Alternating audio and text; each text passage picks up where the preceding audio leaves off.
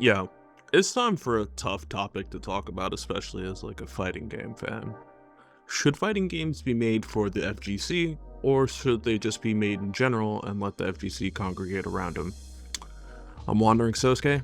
Get your thoughts together and let your mind wander.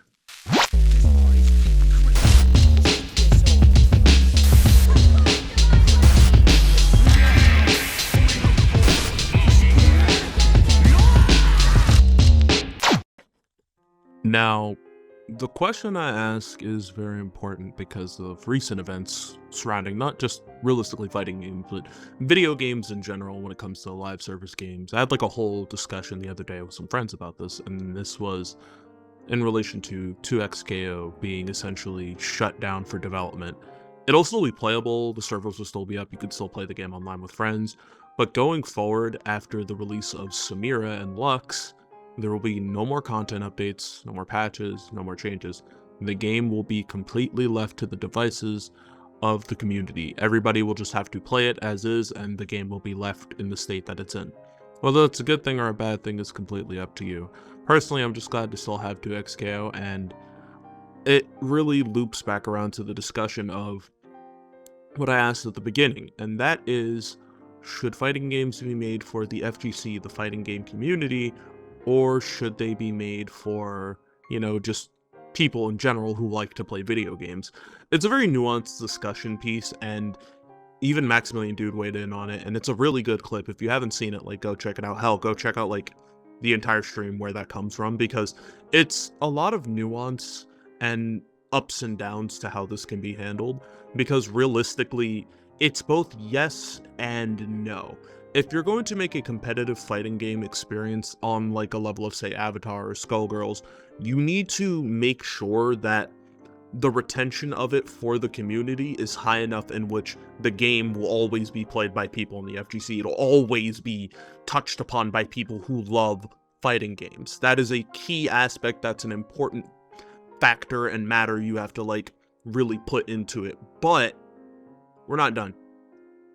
It also comes into play in which you need to make a good video game first. The game needs to feel good to play. It has to have things to do, stuff to keep people interested, because a game realistically should not be made in a means in which it has multiplayer content as the only selling factor, but then if the regular folk who don't grind every day don't really care past that point, what are you doing? Like, it's very weird to say, as someone who believes video games should be fun first and then a lot of shit comes secondary. Like, top 3 things to me in a video game that are the most important, obviously, is the gameplay. Is the gameplay fun? Is the music good? And of course, is it just overall something that can appeal to a proper demographic? Like, if you're trying to appeal to a specific demographic of individuals, can you get them, and then can you keep it fun enough for anybody to come in? Like, can anybody just decide, I want to play this because I think this is fun? Realistically, that's how most video games seem to me. And again, things like story are very important, but that's also a very genre-dependent thing. Like, you don't sell an RPG with a terrible story and good gameplay, because all you're going to have people doing is saying the gameplay was good and then not really recommend it past that, because, RPGs need more than that. Discussion for a different day. But moving past that, it's very interesting to see how the fact that most fighting games nowadays don't really come out with the content retention needed for casual audiences. They just add easier and easier ways to do this. And you've probably heard me bitch on stream if you watch my streams or if you stop by my VODs or whatever. I personally do not believe easy mode is the right way to make things fun for the casual audience in a fighting game, because I'm experienced in fighting games. I don't like seeing someone be able to essentially mash out anything for free and then get it immediately fucking stomped when it doesn't work and then they don't want to play anymore. No. I believe a game should have a good way to teach the player how to interact with the mechanics and overall foster the idea of fundamentals in them as they decide to latch on and keep playing. And a lot of good fighting games do that. Guilty Gear Xrd, Under Night in Birth, Persona 4 Arena Ultimax. Yet, yes, those games are like fundamentally fucked up beneath the surface, and you can do some absolutely disgusting shit to people. Like, I play Byakuya and Under Night. If that tells you anything about the kind of character that I play.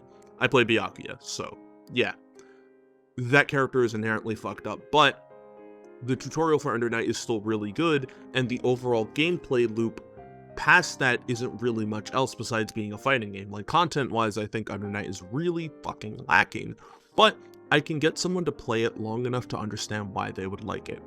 Overall, I believe more fighting games need a proper bevy of single-player content for people to interact with, for things to do.